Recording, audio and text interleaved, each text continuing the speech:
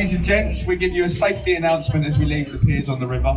Of course, not to alarm you, just to let you know that the boat's equipped with the up-to-date life-saving equipment, and of course, our crew on board are fully trained. Sit back, relax, enjoy the trip to Westminster. Along the way, we do pass many places of interest, and what we do have on board is a computer that points them all out in a very boring way. And generally on our boat, we don't like to use it. We get better feedback when we do the commentaries live. Is that okay with you? Would you like a live commentary instead? All in favour say aye? Aye! Great. I said it earlier on, it's just lovely to see people again. Say we've been dead for the last 2 years on these. So I'll point the buildings out for you folks. Bear in mind, I'm only a member of crew. I'm not a guide, so don't expect too much, but I'll do my best. Now, Tower Bridge, the first point of interest, opened in 1894, designed by Sir John Wolfe Barry. Tower Bridge will open 364 days a year. There's only one day of the year when Tower Bridge will not open. Most people, they think Christmas Day, or the Queen's birthday, New Year's Eve, and it'll open on all of those days. The only day of the year, ladies and gentlemen, that Tower Bridge will not open is the day of the London Marathon. And that's because 40,000 marathon runners, they run across the bridge. So they can't open it. I think they should. I think it'd make that race a bit more interesting, don't you? So as we turn the boat around, on the left-hand side, we have the round glass building, and that's the Mayor of London's office, Sadiq Khan. That's where he works every day. So I don't know how much work he does, and that's his office on the left. Now, we have the warship coming up on the left-hand side, HMS Belfast, built in the same shipyard as the Titanic.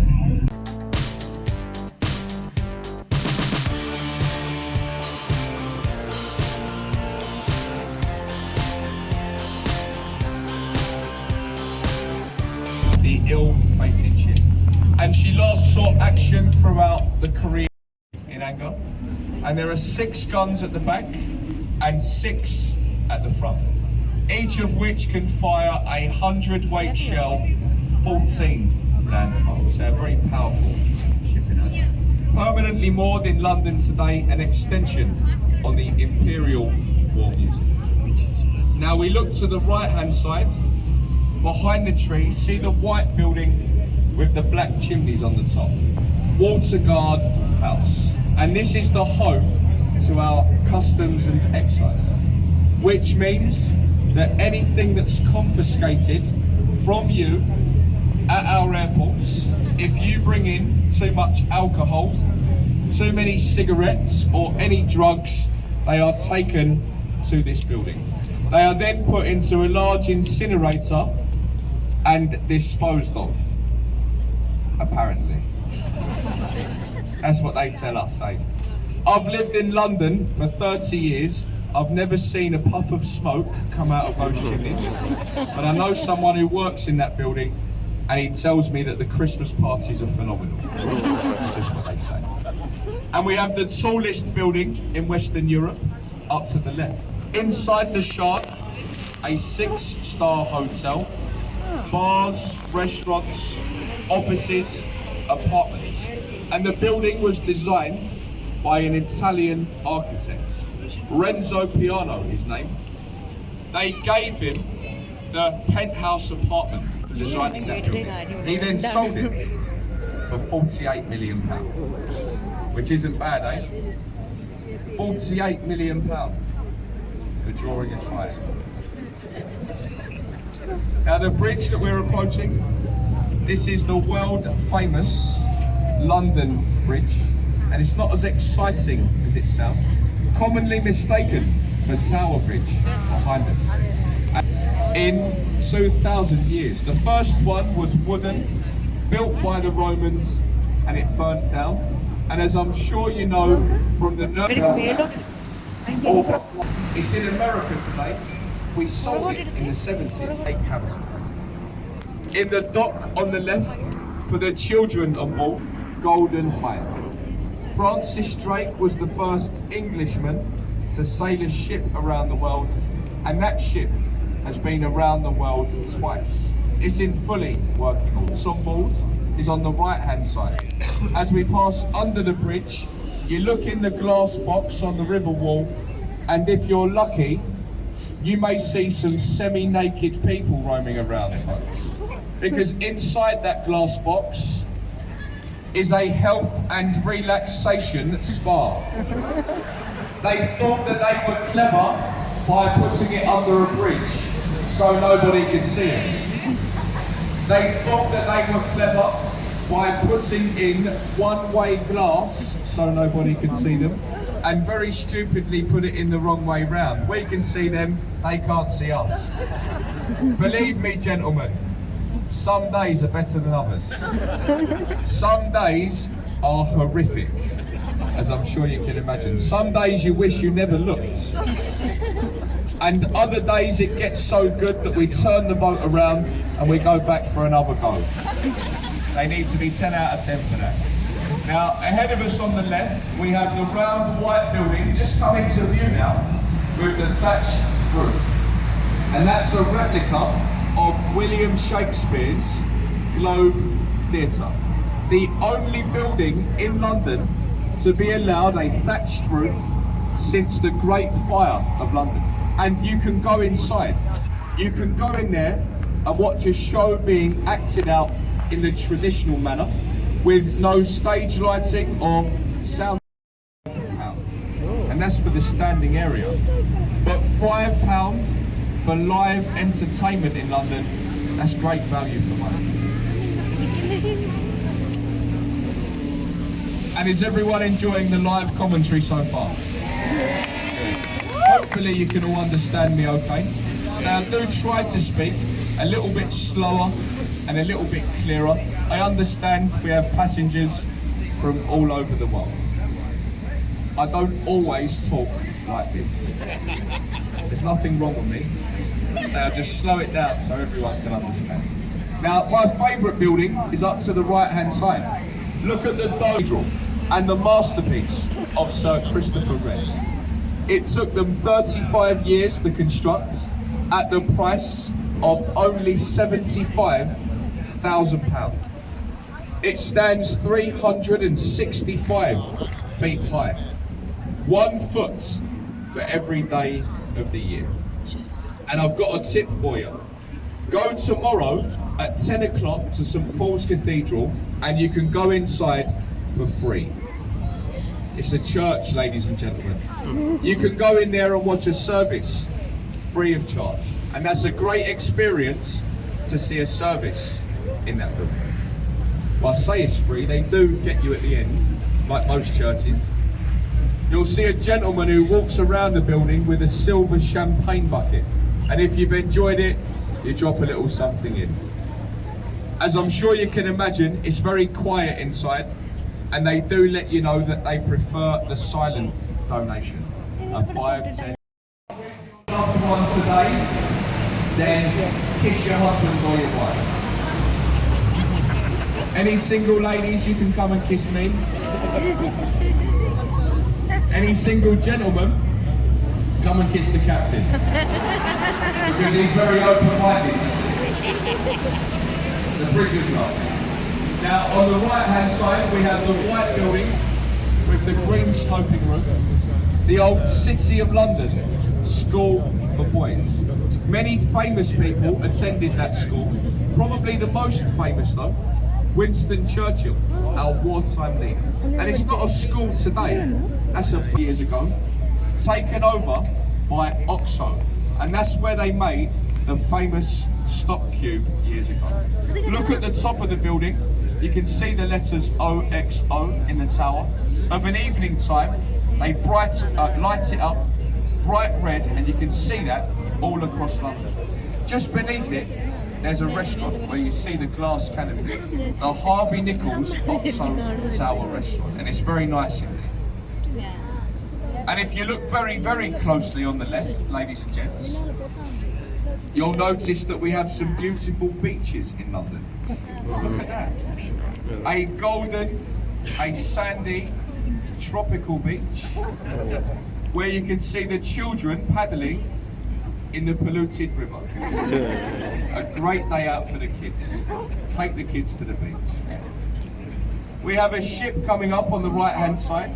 It's called the Wellington, and it used to be in the New Zealand Navy. Moored in London permanently today as a retired sea captains. And to become a member of that club, you must have been the captain of a ship at sea for 25 years. It's an exclusive club. The head of that drinking club, the leader, is Prince Charles, who we often see around on the front deck, reenacting Titanic after a few too many. And on the left-hand side, we like a multi-storey car park. It isn't. That's actually London's Royal National Theatre. But you wouldn't think so to look at it. Voted year after year as to be the ugliest building in London. And I'm sure that you'll agree. But you know what they say, you mustn't judge a book by the cover. Inside that ugly building are 3 of the best theatres in the country. And this bridge, Waterloo Bridge, it has a nickname in London. We call it the Ladies' Bridge. It was constructed by ladies. The men were away, they were fighting at war. So the ladies, they built the bridge, and they did a fantastic job. Ladies, you'll be pleased to know this is the only bridge in London finished on time and under budget. So well done to the girls. Give them a round of applause. Well done. Now, we look to the right hand side. Look at the white building with the black clock face on the front. Now, ladies and gentlemen, put your hands up if you think that that clock is bigger than Big Ben. Couple of you. Put your hands up if you think that Big Ben is bigger than that clock. Put your hands up if you don't care about clocks. Me as well. But it is in fact the largest clock face in London. But it actually takes a whole hour to go all the way around that clock, which I just find amazing. Now we have the Royal Festival Hall on the left, Sinatra, Whitney Houston, they've all played in the building on the left. And what we like to do as we pass under the next bridge, folks, wave to the people. And they say if anyone waves back, it'll bring you 5 years of luck. It's a wave, you miserable gits. If they don't wave back, it means they're from London. Here we go, no way. We play them to stand there. Now, up to the left-hand side, I know a few of you are going on there this evening. We have the London Eye, and it stands at 450 feet tall, with 32 glass capsules. And the reason why there are 32, there is a reason, and that's because there are 32 boroughs in London. So each capsule represents an area.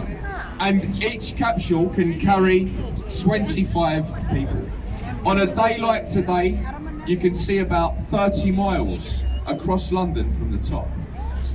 And you can even hire out a glass capsule for one. A lot of people, they get married on there. There's been over 500 weddings on the London Eye. And I wouldn't recommend it, marriage. But you can get married on the London Eye. It's also in the top 10 places in the world for marriage proposals. So if you're feeling romantic and if you're thinking about proposing to your loved one whilst you're in London, why not take them up there to the top of the London Eye? A nice place to do it. Although if you are thinking about doing that, ladies and gentlemen, you do need to make sure that they're going to say yes. Because imagine it, if you get all the way up there to the top, you get down on one knee, you ask them to marry you, and they say no, it's 15 minutes all the way back down with 23 people staring at you. And it could become a little bit awkward. So make sure they're going to say yes. Now the last building I'd like to mention for you today, Westminster. The Houses of Parliament and the seats to our British government. Everybody thinks that the clock tower on the right hand side is called Big Ben, because we all call it Big Ben, even us Londoners. The official name of that clock tower today is the Queen Elizabeth Tower, and its original name was the Great Clock of Westminster. Big Ben is merely a nickname, and it's a nickname for the bell, the 13.5-ton bell that lives inside that tower and chimes the hour and the hour only. Nobody can see Big Ben because you only hear it. And it was named after a gentleman called Benjamin Hull, and he was the man in charge of the construction of that building. He did such a fantastic job, they wanted to name something after him. And ladies and gents, Benjamin Hull, he was only a very short man, and he only stood at about 5 foot tall. However, he was also about 5 foot round. He was very loud, and he much resembled a bell, so they named it after him. They used to call him Big Ben. Though one of London's best kept secrets and one of London's unknown facts is that his name, it wasn't Benjamin at all. That was his middle name. And his real first name, it was Richard. But of course, they thought it might be a little bit inappropriate, folks, to name that bell Big Rich. And I'm glad to see that there are a few of you on my wavelength anyway. Good afternoon. Oh, thanks.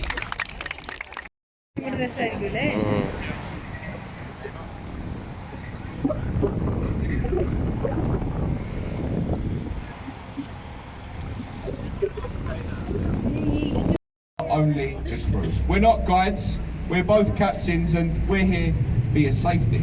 So make sure that you and this boat go safely from A to B, as we have done today. And as I said, what we do have is a computer on board. We don't use it. We get better feedback on our boat when we do the commentaries live, and we take it in turns to do so throughout the day. The commentaries, of course, they're all done voluntary by us. We don't get paid for it. We have an old tradition in London, and that is, if you've understood, if you've enjoyed it, and if you feel you may like to show a little token of appreciation, then you can do in a moment when you leave the boat, because you'll see me. I'll be standing down at the exit door, and I'll be helping you off across a very large gap, ladies and gentlemen. And in the traditional manner,